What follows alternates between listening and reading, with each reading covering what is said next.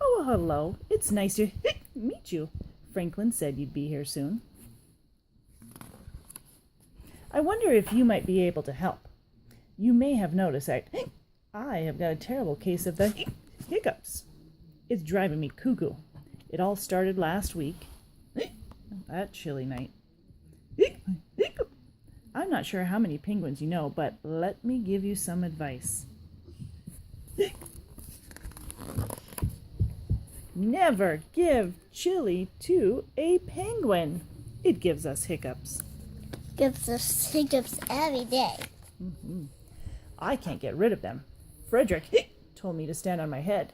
Chester told me to drink backwards from a cup. Albert told me to stand on my head while drinking backwards from a cup. Nothing works. But Franklin has given me a new idea, and I need your help. Apparently, giving someone a good scare is the surest, bestest way to cure hiccups. So, I need you to scare me. But I really don't like being scared, so be nice. You're going to say boo on 3. Ready? 1, 2, 3. Boo!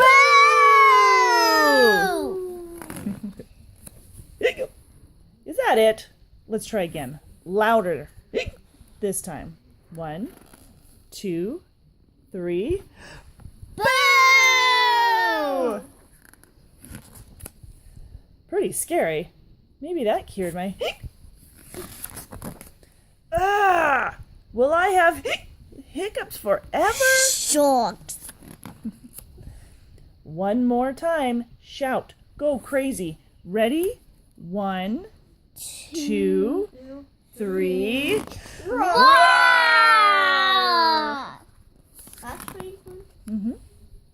Franklin, what on earth are you doing? You told me to stand here and wait for a good scare, and then you go and jump out on me so my feathers are all wet, and my mom will go bonkers.